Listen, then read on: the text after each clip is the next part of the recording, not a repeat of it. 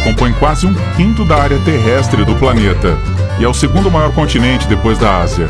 O Oceano Atlântico faz fronteira com o continente ao oeste, o Mar Mediterrâneo ao norte, o Mar Vermelho e o Oceano Índico a leste, e as águas dos mares Atlântico e Índico ao sul.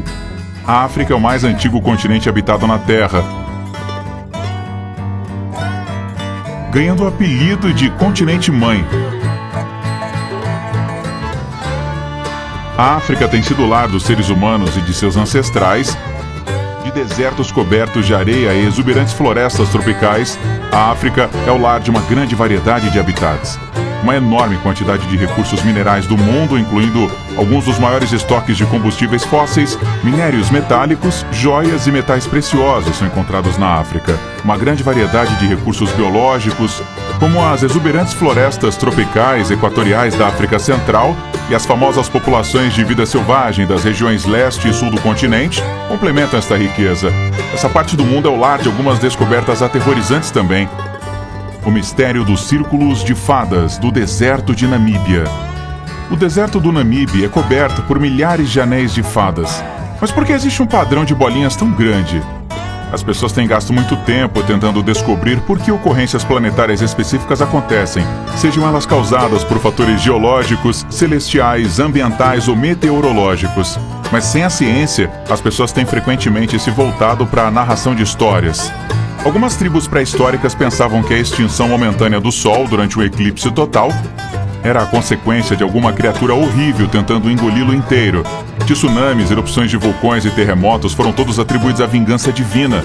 Muitos desses fenômenos têm sido explicados cientificamente ao longo dos anos, embora nem sempre haja unanimidade entre os pesquisadores, como é o caso do Círculo de Fadas da Namíbia. Na verdade, os círculos são manchas de solo nua, cobertas de vegetação. Eles podem ser encontrados em seus milhares no deserto da Namíbia. Em grande parte, os círculos das fadas têm escapado ao entendimento. O folclore local afirma que estas são manchas carbonizadas trazidas pelo hálito quente de um dragão, ou pegadas deixadas pelos deuses. Avestruzes rolando na poeira e contaminação radioativa são duas explicações dadas pelos cientistas sobre o porquê dos anéis serem formados. Há, no entanto, duas teorias amplamente aceitas que têm adeptos fervorosos que explicam como os círculos se formaram. De acordo com uma teoria, as manchas circulares são o resultado de cupins de areia limpando a vegetação do entorno de seus ninhos embaixo. O argumento alternativo é que o padrão pode ser explicado pelas plantas que lutam por água. Então, elas são cupins ou plantas? As demandas das respectivas crenças de cada campo são defendidas calorosamente, mas pesquisas de uma equipe de cientistas publicadas na revista Nature sugerem que ambas as hipóteses são válidas. Ambos os mecanismos considerados separadamente não podem levar em conta o surgimento dos círculos. O padrão pode ser melhor explicado pela interação dos cupins e plantas, de acordo com os modelos computacionais da equipe. No entanto, nem todos apreciam esta sugestão. A pesquisa não abordou a prevalência de tais anéis em lugares livres de cupins, de acordo com o Dr. Stephen Getzen, do Centro Alemão de Pesquisa Ambiental Helmholtz, que está firmemente ligado à planta da equipe. Parece que o enigma ainda não foi totalmente resolvido. Qualquer pessoa que esteja minimamente interessada na vida extraterrestre está procurando evidências concretas de que ela exista. A dura evidência ainda não se materializou. Os padrões de círculos culturais parecem ser um desses exemplos, embora os cientistas convencionais ainda não tenham verificado sua construção por visitantes extraterrestres. Outro exemplo de prova de visitantes extraterrestres pode ser encontrado na impressionante Pedra Azul Celeste, conhecida como Pedra do Céu. Desde os anos 90, lendas têm cercado essa pedra azul com veias brancas que tem uma aparência fosca. A narrativa se centra em um personagem enigmático, um geólogo chamado Angelo Pittoni, que viajou para Serra Leoa, na África Ocidental. Um chefe de fula, em Serra Leoa, vendeu as estranhas pedras azuis para o geólogo italiano Angelo Pittoni em 1990. A tribo insistiu que as pedras foram deixadas para trás por visitantes celestiais. Pittoni viajou de volta para a Europa antes de trazer as enigmáticas pedras para uma universidade para exame. As descobertas revelaram que as pedras não correspondiam a nenhum mineral reconhecido. A razão pela qual as pedras mantiveram sua coloração azul também iludiu os pesquisadores. Um pequeno pedaço foi moído e examinado sob o microscópio, mas nenhuma totalidade azul foi vista. O calor alto não mudaria o mineral na pedra.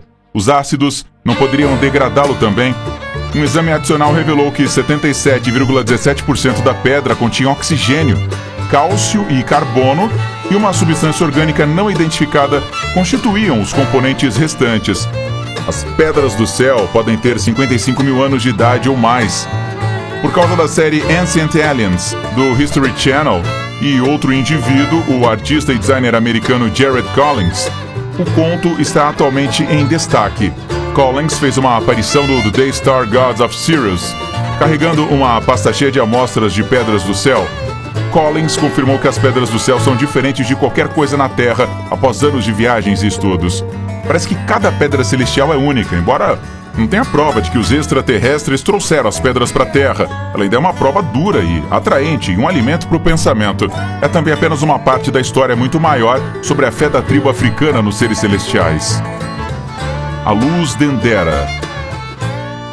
O templo da deusa egípcia Hathor, em Dendera, que é um dos templos egípcios antigos mais bem preservados, pode ter retratado tal artefato em uma de suas paredes. Isso fez da luz de Dendera um tópico particularmente controverso, porque não é exatamente um artefato de tecnologia antiga em potencial. A iluminação elétrica tinha sido inventada no Antigo Egito? 3 relevos de pedra no templo representam a chamada luz Dendera, que a princípio se assemelha a uma lâmpada em forma de tubo crux, em uma tomada de lótus em uma extremidade e um cabo correndo por baixo dela, e um filamento de corda em forma de cobra no interior. A lâmpada é mantida no alto por um sacerdote na ilustração, mas amplamente reconhecida de chamada luz Dendera, e algumas outras figuras abaixo dela. A lâmpada parece estar apontada para cima de um dos personagens. A lâmpada também é acompanhada por um pilar Jed, de 2 braços, cujas mãos parecem estar presas à serpente ou um cordão dentro. A luz é retratada com um balbuíno segurando 2 facas na sua frente. A ideia de que esta imagem representava uma lâmpada elétrica foi primeiramente apresentada por um engenheiro elétrico norueguês. No entanto, a maioria dos egiptólogos atribuiu um significado diferente à chamada luz Dendera. A chave é ter em mente que os relevos são acompanhados por inscrições e outras imagens. Assim, ao interpretar as vinhetas, é importante levar a escrita em consideração também. As informações diretamente relacionadas à mais renomada cena de luz da Dendera são retiradas de uma tradução dos escritos relacionados a estas imagens pelo egiptólogo Dr. Wolfgang Whitekus. De acordo com as inscrições, Har-Somptus, outro deus criador conhecido como Horus, o unificador de 2 terras, é a serpente que emerge da flor de lótus. O pilar de Jed está carregando seu cadáver na barcaça do dia, que é referido como o cabo, na hipótese de luz de Dendera. Símbolos na chamada luz Dendera, que estão genuinamente ligados à mitologia egípcia, são muito mais fáceis de se ver agora. De acordo com o antigo mito da criação egípcia, uma flor de lótus foi o primeiro item a aparecer do ilimitado mar primordial de Freira, também conhecido como o Mar das 2 Facas, que existia antes da criação. Segundo a lenda, esta flor deu origem ao Amon-Ra, a divindade do sol. Similar ao relevo do templo de Hathor em Dendera, existem outras antigas representações do lótus na forma de uma lâmpada. Também sabemos que Amon-Ra foi mostrado como uma serpente em uma bolha em obras de arte subsequentes. A bolha ou essência da serpente ao redor poderia representar a criação do universo a partir do nada. Portanto, o retrato do Deus Sol, vindo da flor de lótus, é considerado pela maioria dos egiptólogos como uma interpretação clara da luz Dendera. Ainda mais pode ser visto examinando cuidadosamente esta imagem controversa e usando nosso entendimento de mitologia egípcia. Como resultado, muitos dos símbolos representados nos relevos contenciosos que alguns afirmam refletir a luz de Dendera têm raízes nos mitos da criação egípcia antiga, rituais, deidades importantes em seu panteão e conceitos de renascimento. A falta de literatura histórica debatendo o uso da eletricidade no Antigo Egito, o que se antecipava ver se os relevos representavam lâmpadas elétricas, é outro argumento significativo contra a hipótese da luz de Dendera. Finalmente, é importante ter em mente que, apesar de escavar milhares de lugares antigos em todo o Egito, os arqueólogos não descobriram nenhum objeto claramente elétrico, muito menos lâmpadas. Não há agora provas concretas que sustentem a ideia de que os antigos egípcios usavam iluminação elétrica. De acordo com a hipótese da luz de Dendera, Os rituais em torno do uso de luzes elétricas teriam sido realizados em rituais particulares pelos antigos sacerdotes, perto dos festivais relacionados ao Ano Novo, criação. Isso poderia implicar, após as cerimônias, os artefatos em si também fossem destruídos em segredo ou por um ritual. Não podemos ignorar as inscrições e a história que as acompanha, que podemos ver se desdobrando nas vinhetas, embora seja provável que algumas partes dos relevos no templo de Hathor, em Dendera, estejam faltando nas interpretações que temos hoje. Independentemente do seu significado, os relevos de Dendera continuam a atrair turistas de todo o mundo que estão ansiosos para ver as esculturas estranhas em um dos monumentos mais magníficos do Egito. Já ouviu falar de um lago que pode transformá-lo em pedra? A região seca ao norte da Tanzânia é o lar do Lago Natron.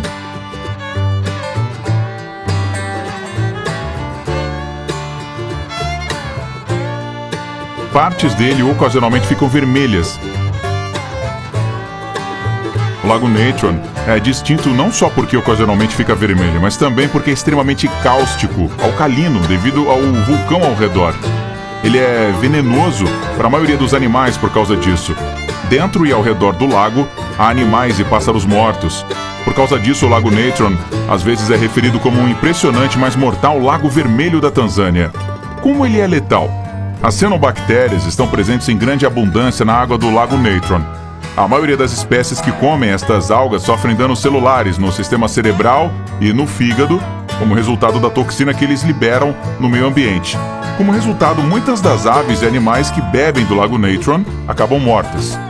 A superfície espelhada do lago tenta os pássaros a mergulhar, o que os faz morrer.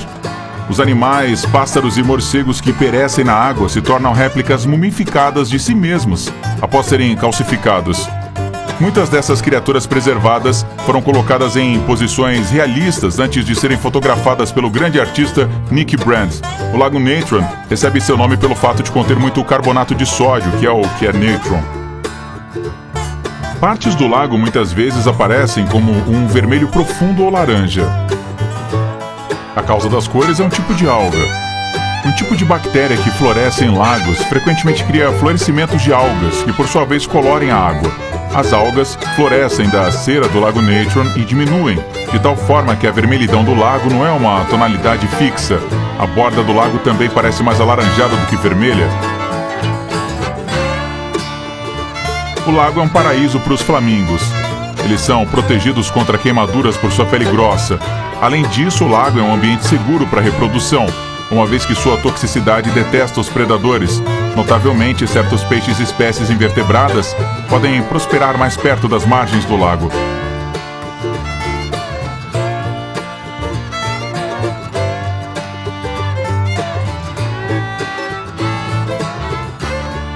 O mistério do olho azul gigante da África na Mauritânia. A estrutura Richat, comumente chamada de o olho do Saara ou olho azul da África, é uma notável formação geológica circular no deserto do Saara da Mauritânia, perto de Oadene. É bastante visível da órbita e tem quase 50 quilômetros de extensão. A idade de inflexão é maior do que 100 milhões de anos. Primeiro pensou-se que era uma estrutura de impacto de asteroides devido ao seu alto grau de circularidade, e depois pensou-se que era uma estrutura criada por uma erupção vulcânica, o que também parece improvável dada a falta de cúpula de rocha ígnea ou vulcânica. No entanto, agora se pensa que é uma cúpula geológica altamente simétrica e profundamente erodida que entrou em colapso. De acordo com uma equipe diferente de estudiosos, ela foi criada quando Deus inundou a Terra durante o tempo de Noé. Muitas pessoas agora acreditam que foi a rocha erodida por erosão que causou o colapso. Entretanto, ainda não está claro como a estrutura Richat veio a ser quase circular e por que os anéis estão igualmente espaçados a partir do centro. E novos questionamentos são levantados. Algumas pessoas estão espantadas como e quanto esse edifício se parece com a representação de Platão da Atlântida. Havia 2 de terra e 3 de água. Atlântida, quando destruída pelo terremoto, se tornou uma barreira intransponível de lama para os viajantes que navegavam de lá para qualquer região do oceano, disse Platão sobre a forma circular da ilha. Ele mencionou uma montanha que protegia a cidade do norte, assim como uma que abraçava uma ampla planície como uma forma oblonga no sul. O grego se refere a Atlântida como Atlântida, Nessos, ou a Ilha de Atlas. poderia ter sido Atlântida, bem no deserto do Saara da África. O deserto do Saara da África. A África, o continente mais quente da Terra, tem uma grande região desértica cobrindo grande parte de sua superfície. Sendo o maior deserto da Terra, o Saara é verdadeiramente enorme. 9,4 milhões de quilômetros quadrados compõem o seu enorme tamanho, que é maior do que todos os Estados Unidos. Outro fato fascinante é que ele tem se expandido no sul a uma taxa de meia milha por mês, ou 6 milhas por ano. Então ele está se tornando maior. Embora o deserto do Saara contenha muitos tipos diferentes de terreno, seu recurso mais conhecido são os campos de dunas de areia, que são frequentemente exibidos em filmes. O sistema dunar representa cerca de 25% total do deserto e tem uma altura máxima de 183 metros, 600 pés. Muitas espécies vegetais e animais podem ser encontradas no Saara. Apesar de ser um ambiente severo e desértico, o Saara é o lar de mais de 500 espécies de plantas, 70 espécies de mamíferos, 90 espécies de aves, 100 espécies de répteis e várias espécies de aranhas, escorpiões e outros pequenos artrópodes. Apesar de ter raízes norte-americanas, o camelo é uma das criaturas mais reconhecíveis do Saara. Há inúmeros outros mamíferos que vivem no Saara, incluindo gazelas, adaxes, chitas, caracais, raposas do deserto e cães selvagens. Numerosas espécies de cobras, lagartos e até crocodilos podem sobreviver e até prosperar no clima do deserto se houver água suficiente.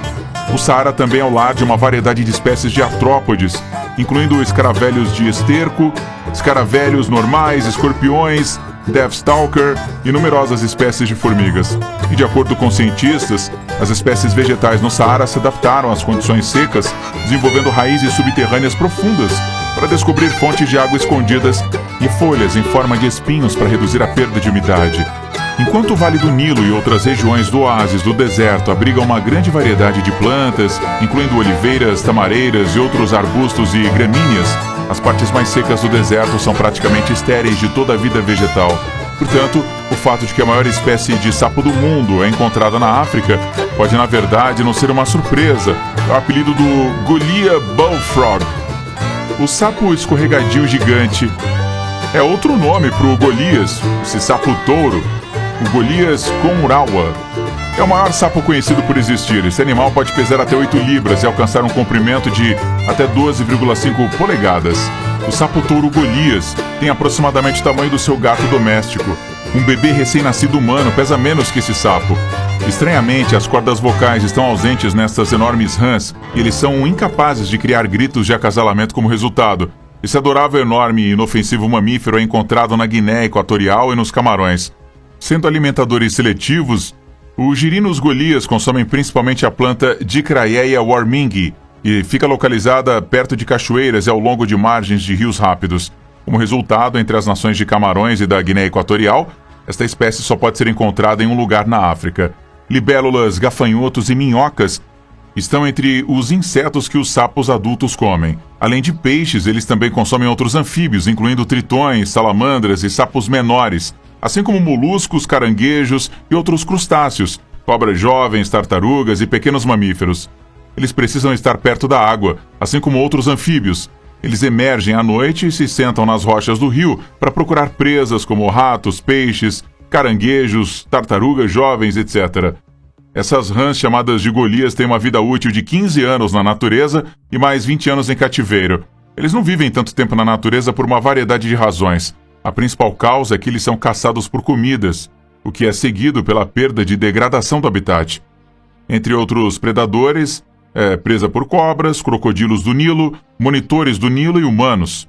Seu tamanho é tão fascinante que está sendo exportado para jardins zoológicos e para o comércio de animais de estimação.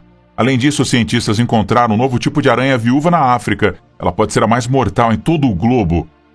A temida viúva negra está intimamente relacionada com a aranha Pinda Bottom, que foi encontrada pela primeira vez em 28 anos. Além disso, de acordo com Barbara Wright, a descoberta da nova espécie, sua mordida será tão potente quanto a de sua conhecida prima e necessitará de cuidados médicos.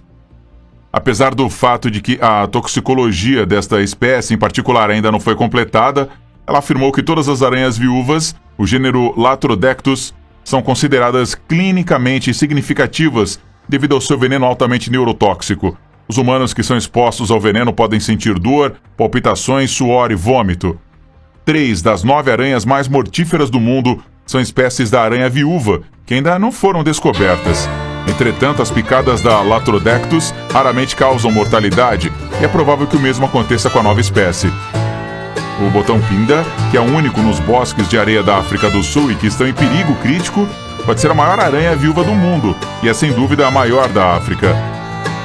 Como a fêmea tem marcas vermelhas brilhantes nas costas e no lado de baixo, em vez de apenas uma, ela pode ser distinguida das outras aranhas de sua espécie. Além disso, a aranha produz distintos sacos de ovos roxos, cada um dos quais contém cerca de 600 filhotes. Esta é uma descoberta significativa no Aracniverso. Enquanto brincava no campo na fazenda de seu pai, perto de Leidenburg, Mpumalanga, África do Sul, um pequeno garoto chamado Carl Ludwig Ludi von Bezing, agora um conhecido coletor de minerais austríaco sul-africano, notou fragmentos de algumas cabeças não identificadas. Alguns anos depois, ele voltou para a região e, ao longo de vários anos, ele reuniu os fragmentos de 7 cabeças. Esta descoberta significativa é conhecida como The Leidenburg Heads, em uma escala global. Estes objetos representam um dos primeiros tipos de escultura africana na África Austral. Existem 7 esculturas ocas de terracota, cada uma com o nome do local onde foi encontrada no final dos anos 50. As escavações indicam que os crânios podem ter sido intencionalmente queimados e enterrados em vez de simplesmente jogados fora ou esquecidos. A função das cabeças não é clara até hoje. Pouco se sabe sobre as pessoas que fizeram as máscaras, mas, a julgar pelo cuidado com que foram enterradas, as pessoas que fizeram isso devem ter pensado muito bem nos objetos. Na testa, nos tempos e no espaço entre os olhos, as cabeças exibem marcas de escarificação, cicatrizes feitas propositalmente para fazer padrões na carne. 6 das cabeças são humanas e a 7ª uma cabeça de animal falsa de algum tipo. 2 das 7 cabeças são suficientemente grandes para servir de capacete e estão cobertas com pequenas figuras de animais. As outras 5 têm um buraco em cada lado do pescoço que provavelmente foi usado para conectá-las a uma fantasia ou objeto. As máscaras africanas frequentemente têm motivos de animais. Elas representam o espírito de um animal e a pessoa que usa a máscara assume as características daquele animal. Isso permite a comunicação com o animal, como lhe pedir para ficar longe da aldeia. Em outros casos, o animal representa a virtude. Os búfalos, hienas, falcões, crocodilos e antílopes são os animais mais frequentemente vistos representados por máscaras. Uma das máscaras de animais mais populares é o antílope. Um animal pequeno e não identificado está empoleirado em uma das cabeças de Leidenburg.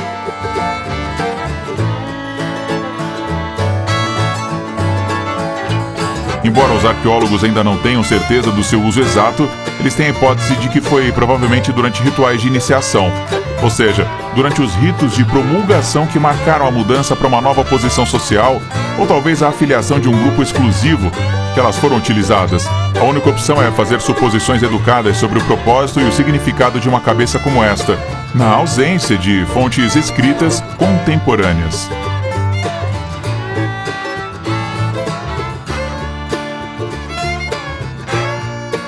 A Segunda Guerra do Congo, que começou em agosto de 1998, aconteceu apenas um ano depois da Primeira Guerra do Congo e é o segundo conflito mundial mais mortífero, subsequente apenas à Segunda Guerra Mundial. A República Democrática do Congo, o antigo Zaire, serviu como o principal teatro da Segunda Guerra do Congo. A guerra começou em 1998 e foi declarada terminada em 2003, após o estabelecimento de um governo de transição. Foi o maior conflito interestadual da história contemporânea da África, envolvendo diretamente 9 países diferentes e cerca de 20 organizações armadas, ganhando os apelidos de Guerra Mundial da África e Grande Guerra da África. Ao longo da guerra, o estupro foi empregado como arma de guerra. A Anistia Internacional, uma organização de direitos humanos, estimou em outubro de 2004 que 40 mil casos de estupro haviam sido relatados durante os 6 anos anteriores, com a maioria ocorrendo no Kivu do Sul.